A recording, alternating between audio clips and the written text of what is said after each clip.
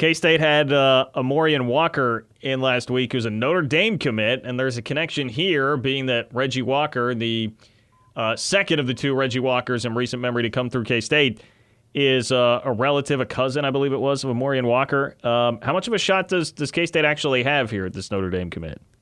Yeah, they're both from Ponchatoula, Louisiana. Reggie, I think, is the uncle, if I have that right. But, it's hard to kind of handicap this one and say that Kansas State, what kind of shot that they have, because I'm kind of being told that it is a realistic one. Maybe not probable by any means, but a realistic one. And when you make that kind of visit, it's typically for a reason. And I think that connection is something that's being leveraged here, the connection to Reggie Walker. And I think that familiarity between the families and knowing what they're going to get. And I think Reggie has really, been endorsing Kansas State as a choice. So I think that's why the visit took place. And I think that's why some think that it is realistic. They see him as a wide receiver as well. It would be a great addition for Kansas State if they can pull it off. It is, and I'm not saying that they can't because this is the case, but it just seems very also complicated, and it also doesn't jive with the way the rest of the recruiting cycle has gone, because they've struggled to, defeat a lot of Power 5 programs head to head for recent recruiting battles the last couple of months, specifically Iowa State. They've lost 3 or 4 in a row to them. And to think that they have a chance to flip a Notre Dame commit that, also has been offered by LSU and Alabama in the last week, and a kid from Louisiana, it's hard to make sense of both of those things being the case, but that's recruiting. Man, so I guess in a roundabout way, like, K-State is competing-ish with Alabama and Clemson for 2 different prospects here in this cycle, if you include Kanik?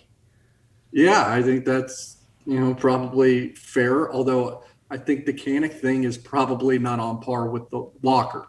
I think, just from kind of gauging the two in the last week, I think Walker seems much more reasonable than Kanik. And because I think with Kanik, you're just hoping for a visit to have a shot, while also understanding that it's a long shot. And with Walker, he's already been on campus, and we're hearing that they're actually considering the chance, because I think it appeals to them that it is a little bit of a smaller place that you may not get lost in. Okay. So there you go, Manhattan working in the advantage of K-State as far as that goes. And you laid it out appropriately with Kanik. I mean, it sounds like the next step here, and because – I'm actually surprised. I guess I shouldn't be, because a kid from Hayes, with Alabama, Clemson, Georgia offers that, maybe the most highly recruited player to come out of the state of Kansas, I don't know, in my lifetime. I guess it shouldn't surprise me that I get asked about him a lot. But I get asked about him a lot. And if you are somebody out there that's curious about that, it seems like the next step is you have to try and earn one of the 5 official visits, which are 4 of them totally spoken for right now? Like, you're just vying for the last official visit spot? Well, I think he's taken them to Oklahoma, Alabama, and he will be at Florida this weekend, I believe. So that's 3. Clemson was an unofficial. Now, they may get an official, but he may already think that he knows enough about Clemson to not necessarily have to use it. So I think there might be 2 spots left, but there's been a lot of buzz about Michigan getting one as well. That's right, Michigan. There you go. That's the other one. So if you were to handicap it right now, I know this is kind of an impossible position to put you in, but handicap just the odds of K-State getting a visit. How likely do you think that is? I still think it's probably less than 50%, but I thought it was 0, a week and a half ago. So it sounds like they've made a little progress there, but we'll see what it means. All right, so a couple of other kids to ask about. One is Brandon Best, who is an offensive lineman that came through on a visit this month, and he committed to Georgia Tech. Was that a surprise, and how big of a deal is losing Best? I think it's kind of a big deal, just because I think that one was really, really one that they liked from he was high up on the – I believe. He was a big-time target. In terms of being a surprise, you have to probably say no. I think we all felt that maybe they had a shot there, of course, but in terms of an Atlanta kid picking Georgia Tech, I think sometimes you have to realize that's not going to be a surprise. Maybe that was even likely the entire time, and we kind of just glossed over it. Yeah, fair. So there, Manhattan potentially working against you. And the other name that's really popped up here that is intriguing is Mikey Polly from Blue Valley Northwest. So obviously Kansas City area. He's a quarterback and a new offer for the class of 2022. K-State just lost out on Richard Torres, who picked Nebraska. And Polly, I know you've said is a late bloomer, pretty late onto the scene here out of Blue Valley Northwest. So what is the scoop here on this recruitment? Yeah, he was just at Kansas for a camp yesterday. Didn't land an offer, but I'm kind of told that Kansas is still unsure of like the spots available and how many they have scholarships they have to give out. So they're being very careful about who they offer because they don't want to offer a local kid and then have to turn around and say, well, we didn't know our numbers well enough and we can't take you. So they're probably being responsible there.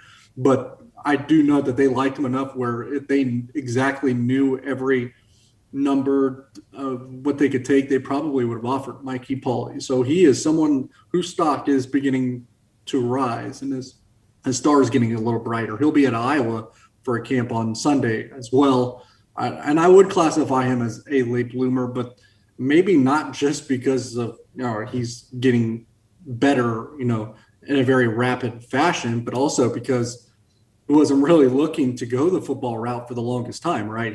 He's committed to Nebraska right now, but as a catcher for baseball. So he is an interesting prospect. Another layer to that is you don't see many quarterbacks. They're also catchers. So like we've seen quarterbacks play baseball in the last 10 years. That's starting to become probably a little bit more of a prevalent thing between Patrick Mahomes, Kyler Murray, who else am I forgetting? Jameis Winston. I don't think I've seen any of them be a catcher. And you know better than anyone because you cover the baseball team. Being a catcher is a lot different than any other position on the diamond. That requires you to be at baseball far more. You can't just kind of dip out because you're also playing football. So there's going to be an interesting challenge there to play those two different positions. Yeah, and we are 100% sure here, like that is the plan. He wants to not only play both sports, but still wants to move forward with being a catcher.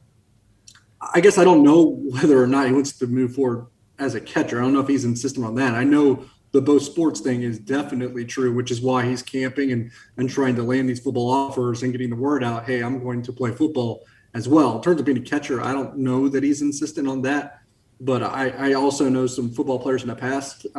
One being at Kansas now, I think Trevor Cardell, he went to Kansas to play football and baseball and was a catcher, but they quickly moved his position because of how challenging that can be to play both sports as a catcher.